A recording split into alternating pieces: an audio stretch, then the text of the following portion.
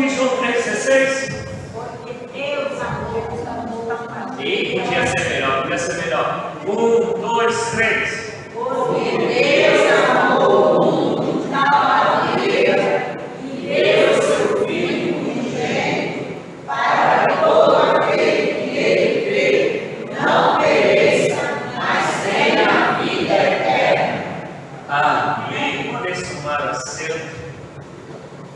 Nós conhecemos esse versículo mundialmente. Esse é o versículo mais conhecido e, segundo alguns defendem, é o texto, independentemente de ser cristão ou não, que mais foi traduzido na humanidade, em toda e qualquer língua, em todo e qualquer idioma. Esse texto de João 3,16, ele marca a caminhada da humanidade desde que ele foi escrito. E o que eu quero chamar a atenção para vocês, ou de vocês, é aquilo que a gente fala, como às vezes a gente faz com o Pai Nosso, né? Nós, desde criança, aprendemos o Pai Nosso. E a gente, às vezes, por tanto falar, por tanto recitá-lo, a gente não se atenta para o que o Pai Nosso quer dizer. Um exemplo, está escrito lá: perdoe as minhas dívidas de tal maneira, de igual modo, como eu perdoo os meus devedores. E a gente às vezes não se dá conta que a gente está falando para Deus: Deus, da mesma maneira que eu trato o outro, eu estou querendo que o Senhor também me trate. Da mesma maneira que eu perdoo ou não o outro, eu desejo que o Senhor faça comigo. E às vezes a gente vai se acostumando com algumas passagens bíblicas e a gente deixa de ter atenção naquilo que de fato ela quer dizer para nós. O texto que nós lemos diz: e Deus amou o mundo de tal maneira. Na palavra grego, o mundo é cosmos, e cosmos ele tem alguns significados. Ele pode ser o mundo enquanto universo, ele pode ser o mundo enquanto criação, e ele pode ser o mundo enquanto nós, homens e mulheres criados, que vivemos em uma sociedade, que fazemos parte desse mundo. E aí o mundo gosta. E aí está Deus João falando que Deus amou esse mundo social, feito de homem e de mulher, de tal maneira que deu seu único filho. Quando o tradutor foi trazer para a língua portuguesa, ele teve muita dificuldade de expressar o tamanho do amor de Deus, porque na nossa língua não tinha nada que chegasse, não tem nada que chegue à dimensão do amor de Deus. E como não tem, ele colocou que Deus amou o mundo de tal maneira. Esse tal vai até onde o teu entendimento consegue alcançar para falar de amor. Porque ainda o máximo que nós possamos alcançar vai ficar muito longe ainda do que é o amor de Deus. Eu vou abrir aqui rapidinho um parênteses para contar uma curiosidade para vocês, e a gente vai voltar no texto. Todos nós sabemos que o sofrimento de Jesus Cristo foi tremendo. Todos nós sabemos disso.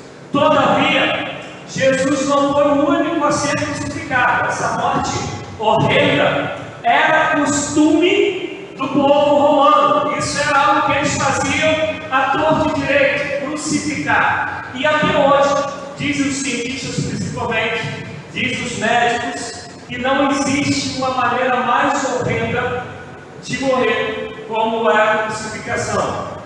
Todavia, não foi só a morte, era a morte de um inocente morrendo pelo pecador. Era a morte de Deus que se faz homem para poder salvar o homem que ele criou para a glória dele. Todavia, no caminho, como vai dizer a Bíblia, que Deus, tudo que Deus faz é bom, mas chega em Eclesiastes vai dizer que Deus fez tudo bom, mas o homem buscou seus próprios caminhos, os seus próprios conhecimentos. E aí o homem foi se afastando de Deus, então Deus quer resgatar, e Deus se faz homem, e o inocente morre no nosso lugar. Mas a curiosidade que eu quero trazer é que alguns anos atrás, alguns 3 décadas mais ou menos, foi levantado através da arqueologia como era o banheiro da época de Jesus Cristo. Escutem só o que eu vou falar para vocês. Esse banheiro não era sanitário, não era como o que a gente tem hoje, que a gente vai no lugar público e existem as divisões, ninguém vê ninguém. Na época de Jesus era um do lado do outro, um olhava o que o outro estava fazendo, e só havia separação entre homens e mulheres, o restante era tudo igualzinho. E na frente deles, onde estava sentado, passava um filete de água, havia um canal onde essa água passava. E dependendo se o banheiro fosse do pessoal mais chique, né, que atendesse o pessoal do recurso maior, havia uma equipe, uma banda que ficava do lado de fora tocando para a gente não ter que ouvir nada do que estava acontecendo lá dentro. Isso é sério. E além disso, dependendo ainda da situação, ficava alguém lá, algum escravo, algum empregado, a acender um incenso para poder diminuir aquele cheirinho, mas isso era sempre de acordo com cada recurso das pessoas. Mas o que eu quero chamar a atenção para vocês é que, no caso de Jesus, além de ser Deus que se fez homem e morreu em nosso lugar, além de ser esse Deus que veio para nos resgatar sem a gente merecer, por isso se chama graça, favor e merecido. Essa aguinha que passava, havia como se fosse um caliço, e que colocava numa esponja, espetava uma esponja de mar, e espetava naquela esponja, e pegava a esponja, passava naquela aguinha, e tinha um vinagrezinho, um balde com vinagre, e colocava ali naquele balde, uma pessoa usava, fazia um processo de novo e deixava para outra pessoa usar. Gente, agora Deus pelo papel higiênico, né? E nisso daí, Jesus, se você for abrir lá em João, falando da morte de Jesus, Jesus vai dizer: tenho sede. E quem lembra lá da passagem de João, diz que o soldado espeta uma esponja, coloca, está escrito lá, tinha um vaso com vinagre, e ele coloca lá e dá para Jesus beber, passa dos lábios de Jesus. Lembra disso? Amém? Aí João, e se a gente, para ter um pouco da ideia do Deus que nos ama de tal maneira que a gente não alcança, que vem morrer para a gente ficar rico, não é isso? Não é que está escrito no texto, não? Mas Deus é o que mais se prega por aí, né? Jesus morreu para a gente ficar próximo. Não, então está escrito que Ele morreu para nos curar de toda e qualquer enfermidade. Também não. Então está escrito que Ele morreu para parar de sofrer, para você não passar perseguição, calúnia, nada disso. Não é isso também. Mas tem algo que está escrito: para que todo aquele que nele crê não pereça, mas tenha a vida eterna. O que eu acho interessante é que todo mundo discordou, como eu falei, da prosperidade, da enfermidade. Todo mundo falou, recitou o final do versículo. Mas por que isso não é verdade dentro de nós? Para entender esse amor, de que temos que viver a vida de que todas as pessoas creiam em Jesus e não mais pereçam, e sim tenham a vida eterna. Acho que eu podia parar de pregar aqui, né, irmãs? Porque o chamado, o amor do Deus missionário, envia seu único filho para se fazer homem, para sofrer tudo que a gente sabe, para dar um exemplo do que é viver representando Deus nessa terra. Mostrou o caráter, mostrou o amor sem acepção de pessoas, mostrou que todo mundo é digno para ser salvo, não digno no sentido de um merecimento, mas pelo aquilo que Jesus conquistou na cruz, morrendo no nosso lugar, a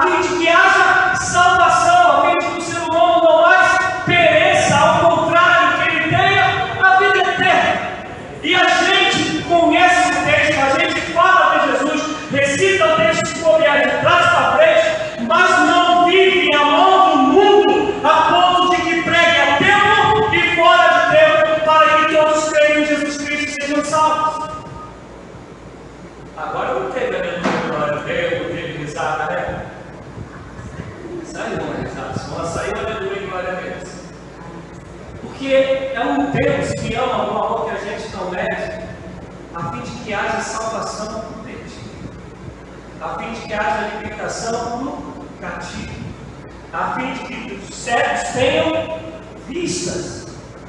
Mas a gente olha para a nossa vida de cristão e faz qualquer outras coisas, menos viver transpirando esse amor que deseja salvar a todos. E a gente levanta e fala: eu conheço essa passagem, eu quero te dar uma informação. Os budistas também conhecem, os muçulmanos também está lá na outra. Mas não é conhecer, não é isso aqui, não é um concurso que você vai fazer para poder passar para algum lugar. Não, isso tem que ser vida dentro de nós. Segunda-feira eu vim aqui para a oração, 6h30, gente, da noite tem oração aqui na igreja, inclusive. E amanhã, cadê a Rita? Subiu?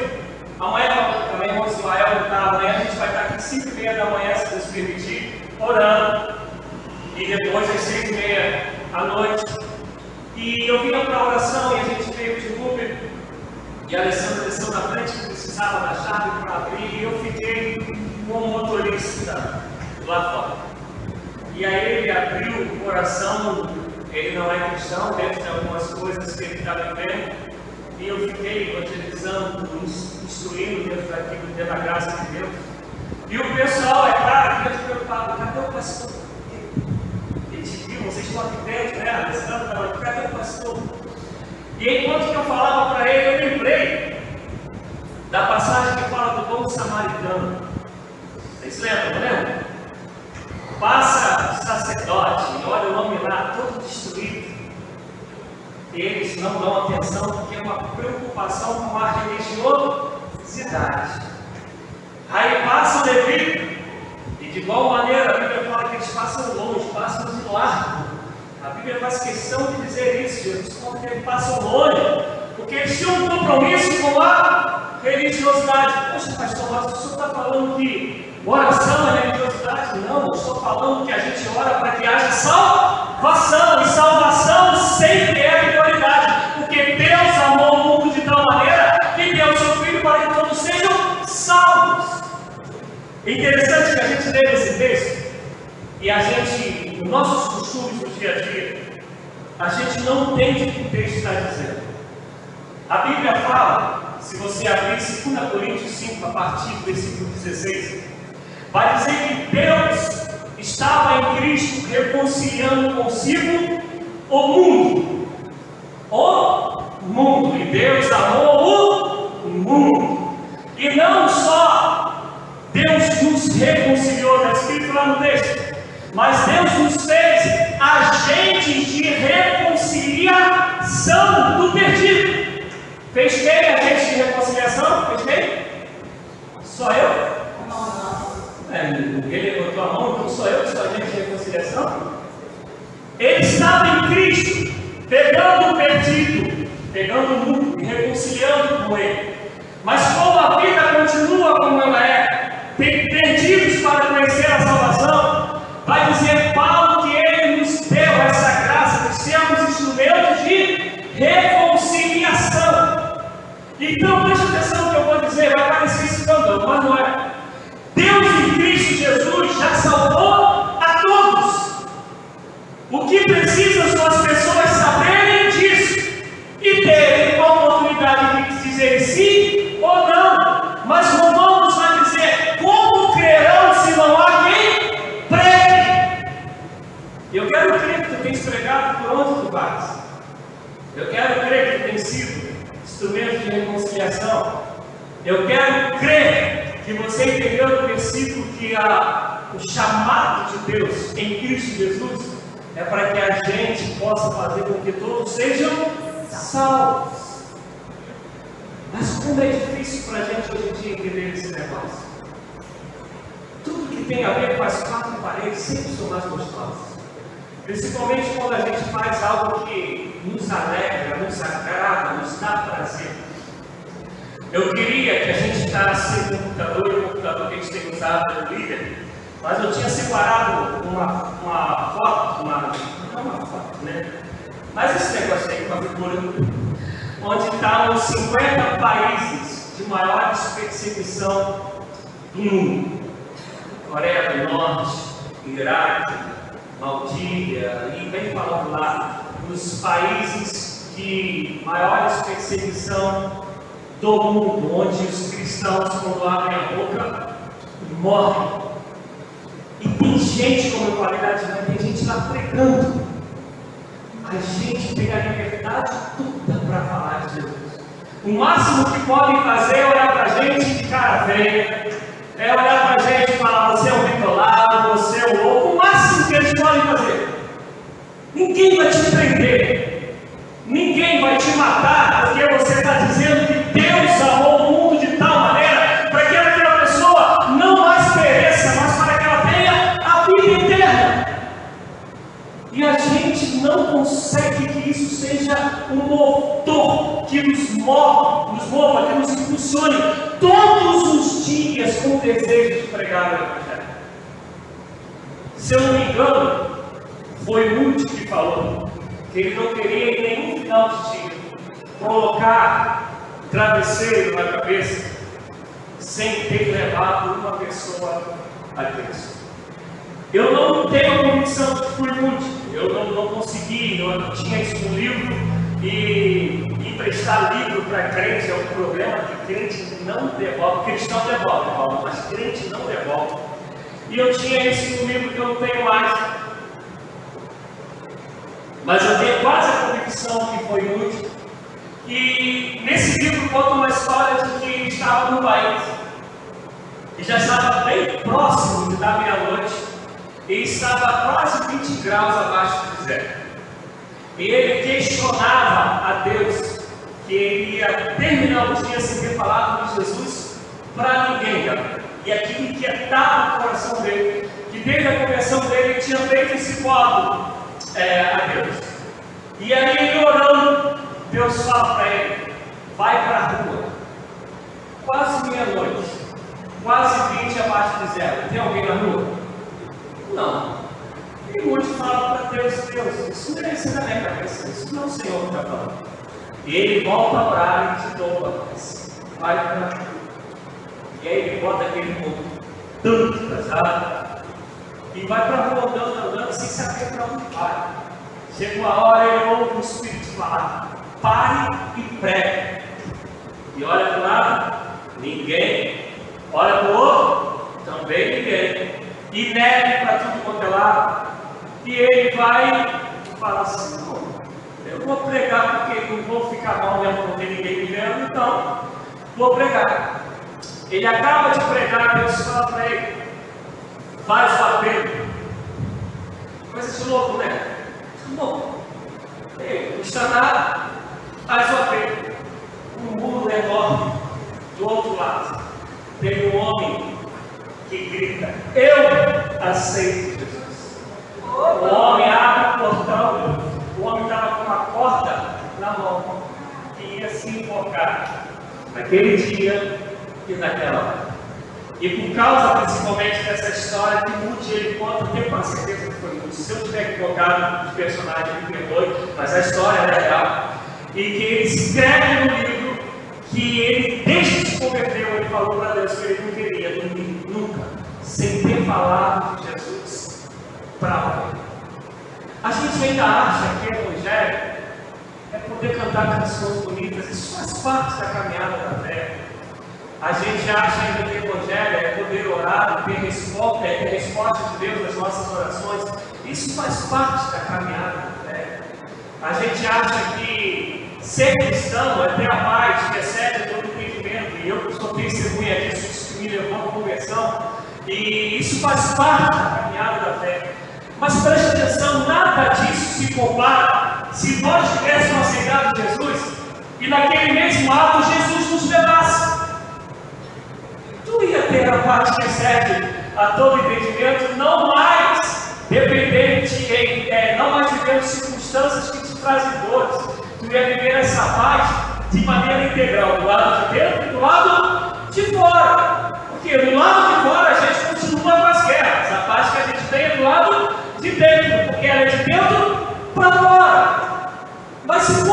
para isso, a gente aceitava Jesus, tudo acabou. Mas se Deus nos quer aqui, é porque é um projeto dele muito maior que o nosso projeto de ser bem-sucedido. Muito maior do que o nosso projeto lindo de constituir família aqui. É projeto de Deus a família. Há um desejo dele que nós vivamos para salvar o perdido, para anunciar o nome aceitável do Senhor. E a gente não entendeu esse negócio. E aí a gente lê João 3,16 dizendo que Deus amou o mundo que não merecia, morreu uma morte que eu e você jamais vamos conhecer a fundo, e ainda superou a crueldade de morte, como a história que eu contei para vocês do vinagre, por amor a mim, por amor a você. E a gente não consegue entender que esse Deus que te salvou quer que você seja instrumento para a salvação desses todos perdidos, porque na mesma proporção que Ele te ama, que Ele ama esse povo lá fora. Mas querer viver isso é complicado. Querer entender isso para colocá-lo em prática é complicado, porque tira a gente da zona de conforto. Tira a gente dessa posição que temos de quase sempre olhar para nós mesmos, olharmos para os nossos umbigos. Haja vista que eu estou falando aqui pelo menos uns 15 minutos, não tem aleluia, glória a Deus. Na hora das canções, nós dissemos aleluia e glória a Deus. A gente cantando com o nosso general, Pô, que coisa linda, né? Interessante que todo general ele tem o quê? Um exército. E exército é para quê? Porque nossa luta não é contra principados, nem potestades, não é isso? Não é isso que está escrito, gente? Não, nossa luta não é contra carne, nem sangue, mas contra principados e potestades, para a gente salvar o perdido que sai das garras do adversário. Mas a gente canta, por que cantar?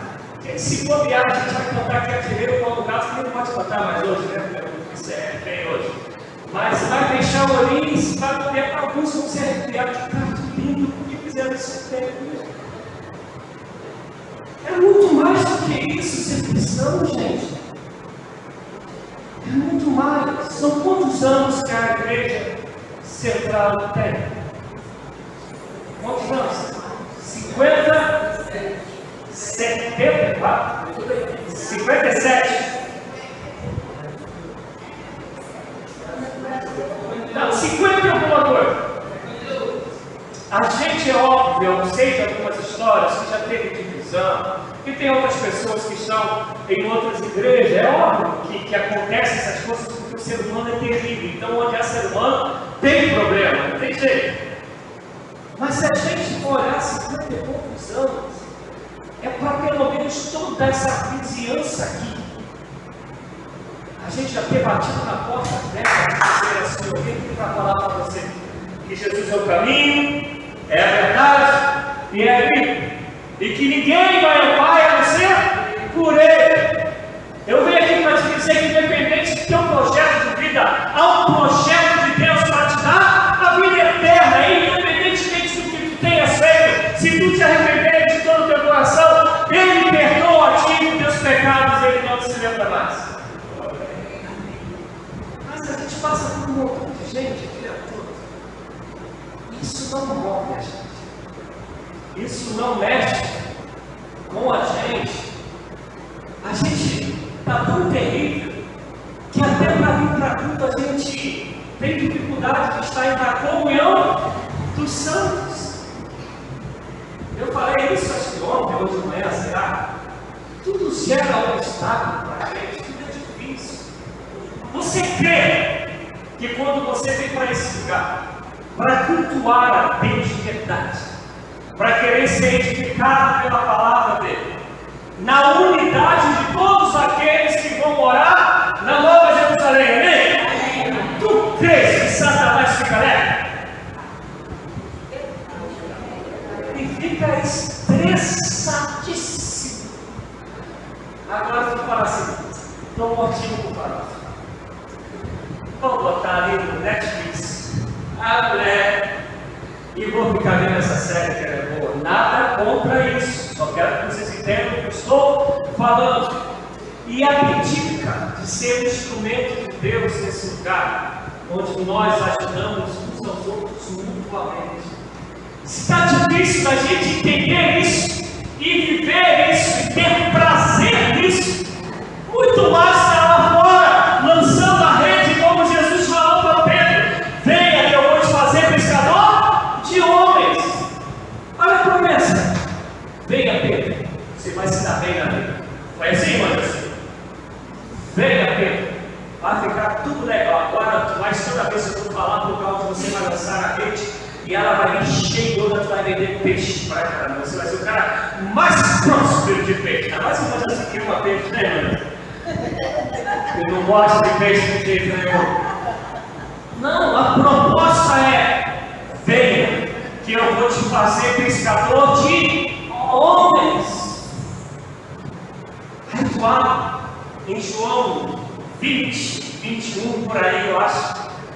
Jesus está reunido com os discípulos. No capítulo 17, ele tinha orado pelos discípulos e diz que, Pai, que eles sejam um, como eu e o Senhor somos um, que à medida que eles se amarem uns aos outros, todos saberão que eles são meus discípulos. E aí lá no 20, 21, ele vai dizer assim: como o Pai me enviou, eu vos envio a vós. João 3,16, Deus amou o mundo de tal maneira que enviou a Jesus, o primeiro missionário a pisar nessa terra, Jesus. E aí depois Jesus vai dizer: como o Pai me enviou, eu envio a vós. Como que ele enviou? Para todos os dias, fazer com que todo mundo conheça que Jesus Cristo é o Senhor e Salvador, para que o perdido seja achado, para aqueles que saem caminho passos ao inferno, seja resgatado pela graça que há no nome de Jesus Cristo. Mas a gente não quer isso.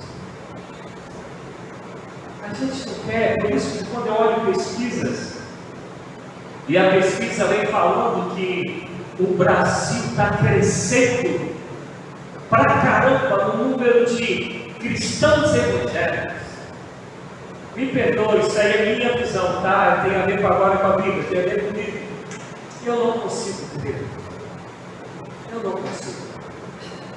Porque quando a gente para conversar com uma boa parte desse pessoal que está lá no censo, o Jesus que eles falam não é o Jesus bíblico. A conversão que eles dizem não é conversão bíblica. Vou dar um exemplo do que eu quero dizer. Vem João Batista preparando o caminho de Jesus Cristo. O que João Batista prega? Arrependei-vos, porque é chegado o reino dos céus. É o tempo todo, arrependei-vos. E aí, vem Jesus, logo após, quando você vai ler então em Marcos, logo após vai falar de Jesus, que emenda a história pregando o arrependimento para que eles pudessem receber o reino dos céus. Hoje você pode pesquisar, a maioria das pregações não fala sobre arrependimento.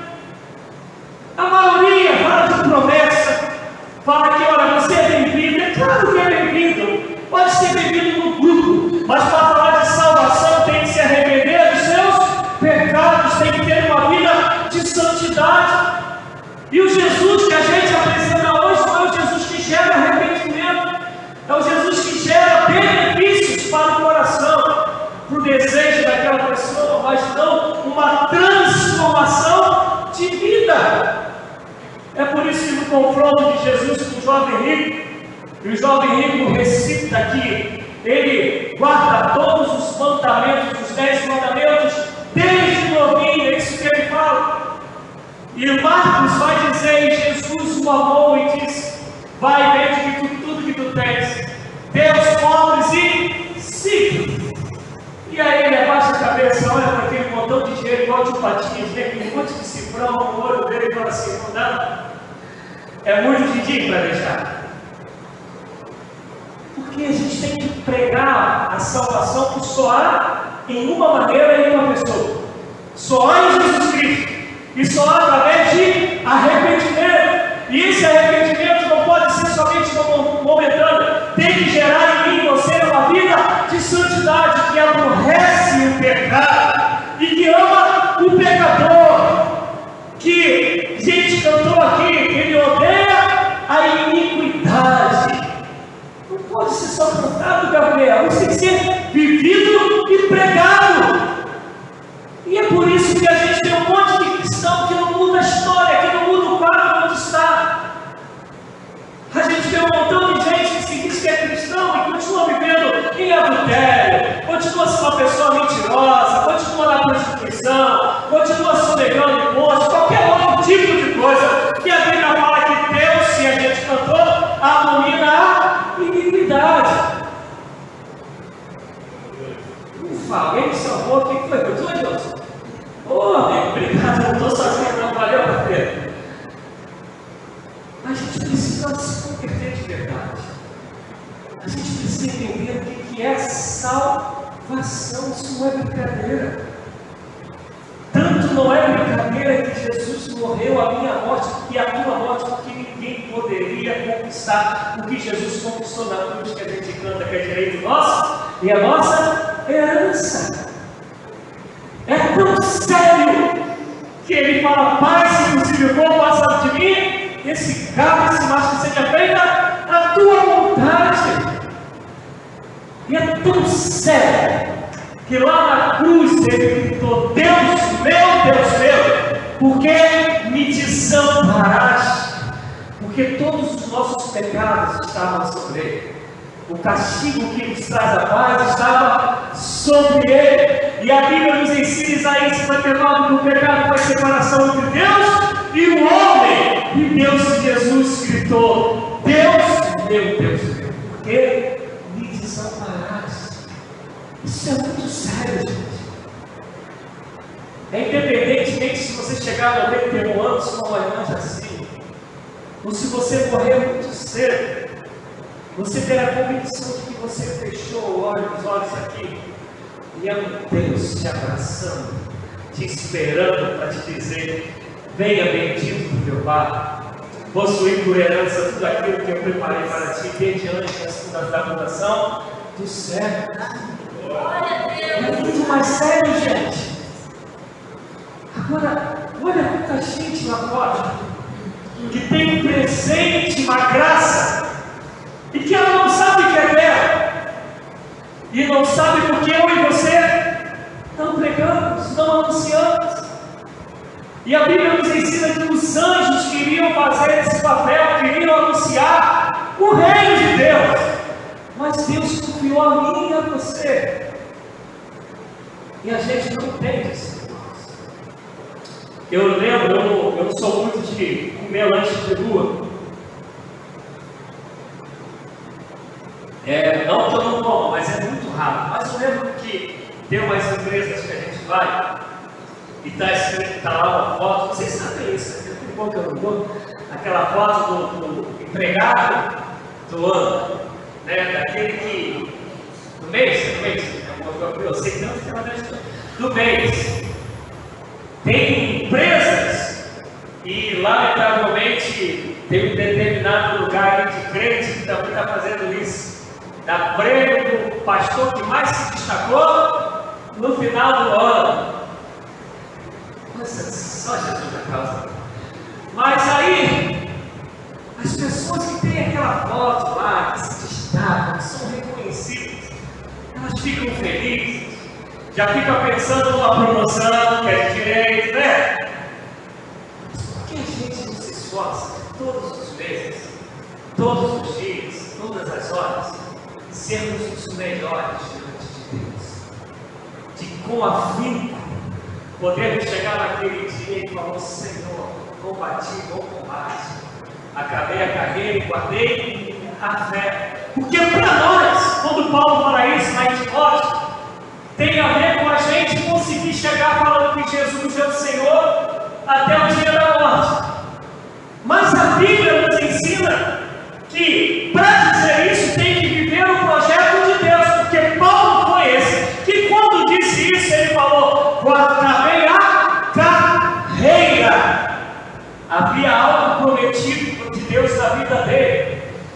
ser um pregador para os gentios, para o pessoal da incircuncisão. E lá quando Deus chama em Atos 9 a Paulo, vai dizer o seguinte para Ananias: fala, tem um homem chamado Saulo, ele está na rua à direita, vai lá orar por ele, porque importa muito que ele padeça muito por amor ao meu nome. Imagina, gente, Jesus veio aqui agora, não eu, Jesus, e fala assim: eu estou chamando vocês todos, porque é um projeto que eu estou aí para vocês, e vocês todos vão padecer muito por amor ao meu nome. E aí Jesus ainda se empolga e fala assim: ó, a vida de vocês de sofrimento vai ser mais ou menos como a de Paulo. A gente vai ficar feliz pra caramba, não é? Fala: Deus, obrigado, Deus, vou escolher.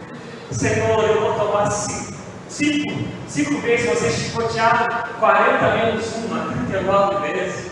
Eu vou ter que fugir pelo sexto, eu vou ser apedrejado, vou me dar como morto de tanta pancada. Lá em Efésios eu vou estar pregando e um montão de gente vai estar se convertendo, mas daqui a pouco vão vir contra mim, me ameaçando de morte. Imagina, meu Deus, muito obrigado por tudo isso.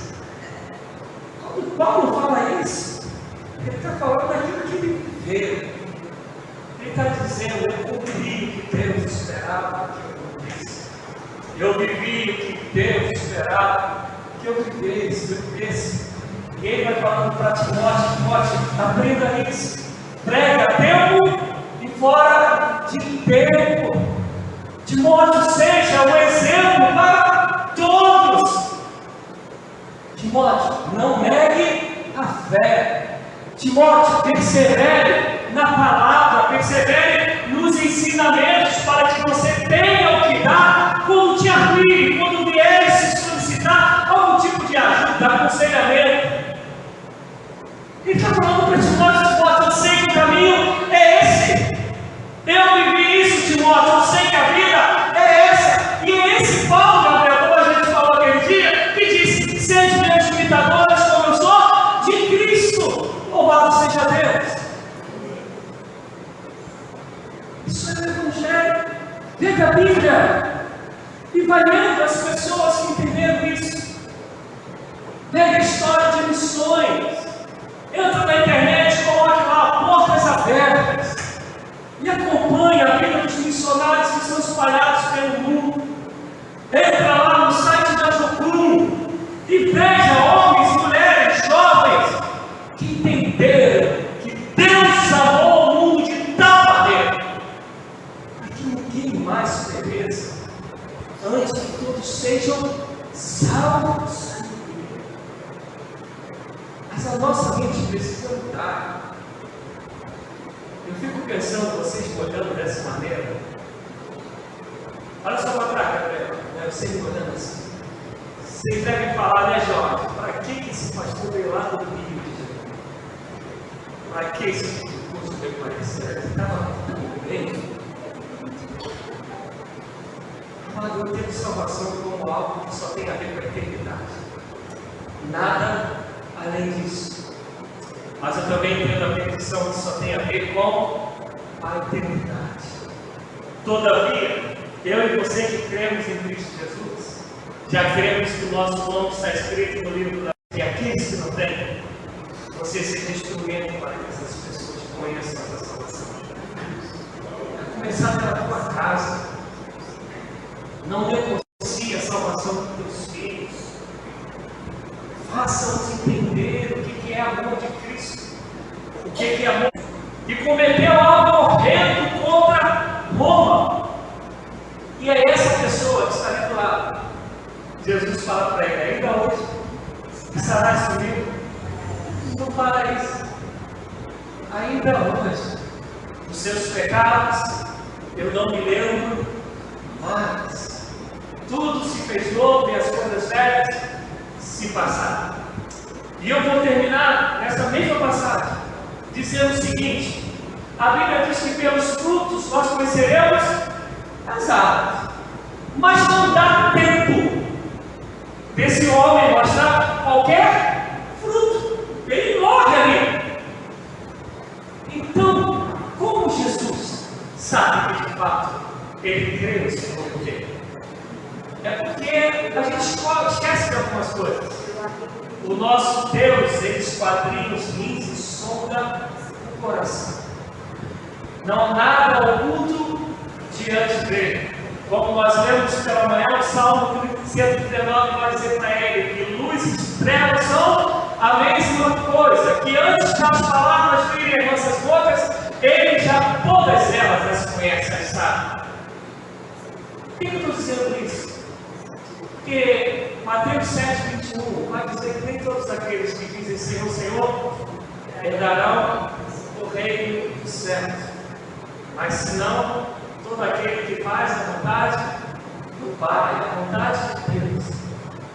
A gente pode ter tudo uma cara de crente, a gente pode ter tudo linguajar de crente, a gente pode ter tudo costume de crente, pode vir o censo aqui e fazer a pesquisa do IBGE e falar tanto número de crentes em Cristo Jesus na Igreja Metodista de São Mateus, mas só Ele sabe se a gente de fato é dele, só Ele sabe se a gente de fato vive por Ele, só Ele sabe se a gente de fato vive para a glória dele. Nós somos, e hoje lamentavelmente nós perdemos essa prática, mas ainda há aqueles que fazem. Nós damos testemunhos de vitórias alcançadas, né? Olha, eu estava enfermo, eu orei e Deus me atendeu, me curou. Eu orei por alguém e Deus curou. A gente, graças a Deus, tem visto o milagre que Deus tem feito na vida da irmã Albina, amém? Louvado seja Deus. E a gente conta, né? Olha só, estava estudando para o concurso, pedi oração aos irmãos e Deus abriu a porta. Qual foi a última vez que você ouviu um testemunho? Alguém dizendo, eu estava numa fila, eu não estava nem bem nesse dia, mas tinha uma pessoa ao meu lado e eu falei do amor de Cristo para ela. E naquele dia ela se arrependeu e confessou a Jesus como seu Salvador. E eu vim aqui para testemunhar a maravilha que Deus fez. Louvado seja o nome do Senhor. Qual foi a última vez? Agora Pedro, quando ele chegava para prestar contas ao povo de Jerusalém, ele falava, olha, Deus tem curado, Deus tem isso, mas tanto número de pessoas se converteram. Eu fui numa casa de Cornélio para pregar Atos 10, eu nem queria pregar, porque Cornélio é um ímpio, ele é um gentio, ele não é judeu. Mas Deus havia dito quando eu estava no meu terraço orando, para eu não considerar impuro aquilo que ele purificou, e eu fui lá pregar. Enquanto que eu falava, Deus interrompeu a minha pregação e derramou do Espírito, e por causa disso eu tive que batizar todo mundo, porque como eu vou negar o batismo se Deus já batizou? Salvação. Aquela pessoa que talvez você nem goste muito dela, eu quero te dizer que Deus a ama e morreu em Cristo Jesus por causa dela. Aquela pessoa que te perturba, que toda hora te faz estar zancada, Deus a ama e ama com amor eterno. Aquele desconhecido que vai passar na tua casa amanhã, no teu trabalho amanhã, deixe que eles tenham Cristo na tua vida, porque Deus o ama. Amém? Amém. Como desejo que o Espírito Santo possa ir muito além daquilo que eu fiz. Eu em casa, estudando esses dias todos para pregar sobre isso, eu ia trazer um monte de número para vocês. Eu ia falar para vocês que 1/3 da população mundial nunca ouviu falar de Jesus. Eu ia falar para vocês que no Brasil existem 8 segmentos que ainda não foram alcançados, como os surdos, os quilombolas, os ribeirinhas, os ciganos, pessoas que, dentro do nosso país, que ainda não conheceram de Jesus. Eu ia falar para vocês que de cada 3 pessoas, 2 delas vivem na Ásia. E na Ásia, 70% deles nunca ouviu falar de Jesus Cristo. Mas nós estamos preocupados com a nossa linha de trabalho, estamos preocupados com a nossa Ferrari que a gente vai comprar. Não estou falando nada contra isso. Estou dizendo que isso não pode estar em primeiro lugar. Não pode. Se essas coisas estão em primeiro lugar, a gente ainda não se convida. A gente ainda não pode dizer para Jesus: deixa aqui, envia-me a mim.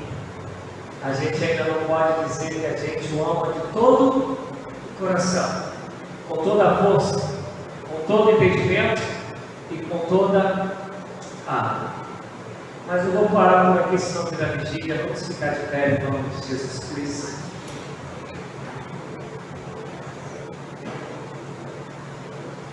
Gente, parece que eu preguei mal, tinha que pregar a vida, né? Gente, levantar só foi o barulho no máximo de banco, mais nada. Além disso, vocês querem que a gente cante a música animadinha?